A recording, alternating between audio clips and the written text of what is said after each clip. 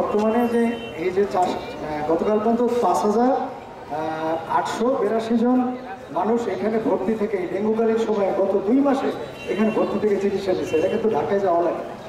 যারা চিকিৎসা নিচ্ছে তাদের তো আমরাই চিকিৎসা দিয়েছি। প্রতিদিন 800 থেকে 1000 বিভাগের রোগীদের আমরা চিকিৎসা দিচ্ছি।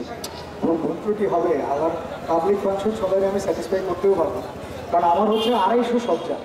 আমার রোগী এখন বর্তমানে আপনারা উপরে গিয়ে দেখেন, গতকালকে মনে 396 জন ছিল, কিন্তু আমার বেড কিন্তু 250 শয্যা। আমার খাবার 250 শয্যা থেকে একটা বেশি দিতে পারবো না। তা আমাদের একটু উৎসাহ দেন। আমি প্রথমে এসেই বলছি যে এই জায়গাটা মেডিকেল কলেজের জন্য সবচেয়ে জরুরি।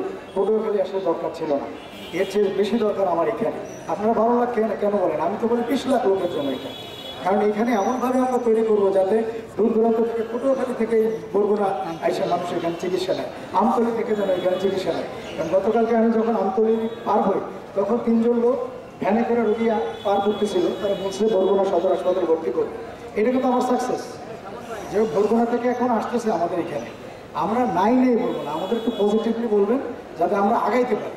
হ্যাঁ, আমাদের ডাক্তার বর্তমানে 55 জন থাকার কথা, আছে মাত্র 22 জন, মানে 33টা পদ খালি। আমি আসার পর প্রতিদিন চিঠি লিখি।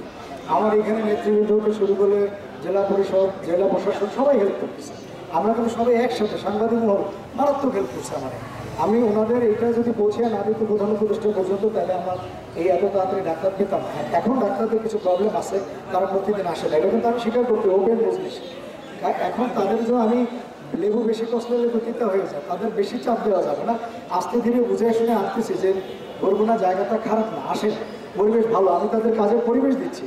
এখন আমরা এসে যদি ডাক্তারের সাথে খারাপ আচরণ করি, এসে যদি আমরা হাসপাতাল ভুল ধরা শুরু করি, চিকিৎসার ভুল ধরি, ডাক্তার রেখে যদি আপনারাই চিকিৎসার ভুল ধরেন, তাহলে তো আসলে তারা ভয় পেয়ে অনেক ক্ষেত্রে কিন্তু রোগী রেফার করে দেয়। এই জিনিসটা যেন না হয় সেটা আমি ইনশিওর করার চেষ্টা করতেছি। এখানে কোন ধরনের সিন্ডিকেট আছে বা ছিল আমি জানতাম না, এগুলো আমি বুঝিও না, আমার মাথায় এগুলো ঢোকে না। এইসব থাকবে না, এগুলো নিশ্চয় থাকে না, এগুলো আমি বুঝি না। আর হচ্ছে এখানে এমন কোনো ডায়াগনস্টিক সেন্টার হাসপাতালের সামনে নাই যে সিন্ডিকেট থাকবে। এখানে হলো ছোট ছোট কিছু ডায়াগনস্টিক সেন্টার, সে কত দূরে, এগুলা এখানে জানা সম্ভব না। এখানে আমি কিছু মেশিনারিজ আনছি, এখন থেকে এখানে প্রায় 40 থেকে 50 রকম টেস্ট হবে। আমরা সেই টেস্টের জন্য এখন টেকনোলজি চাচ্ছি। আমাদের টেকনোলজিস্ট এমনি কম, অলরেডি তার মধ্যে বদলি করে দিয়েছে, আমরা না জানাই। আমাদের এখানে ফার্মাসিস্ট নাই যে ওষুধ দিবে, স্বাভাবিক একটু বিশৃঙ্খলা হবে। আমার ম্যান পাওয়ার দেন, আমার এখানে 250 শয্যা থেকে 500 শয্যা উন্নীত করে দেন, অটোমেটিক সব চলে যাবে। আপনার ইমেল গেট এভরিথিং। আর এছাড়া বরিশাল মেডিকেল থেকেও তো মানুষ ঢাকা মেডিকেলে যায়, ঢাকা থেকে মানুষ দিল্লি যায়। আর রোগীর অবস্থা ভেদে কিন্তু রোগী রেফার হবে, এটা আপনাদের মানতে হবে। কেন আমি এখানে যাব, কেন যাব না, এটা একমাত্র আমরা বুঝি। আপনারা আমাদের পাশে থাকেন, জোর দাবি তোলেন।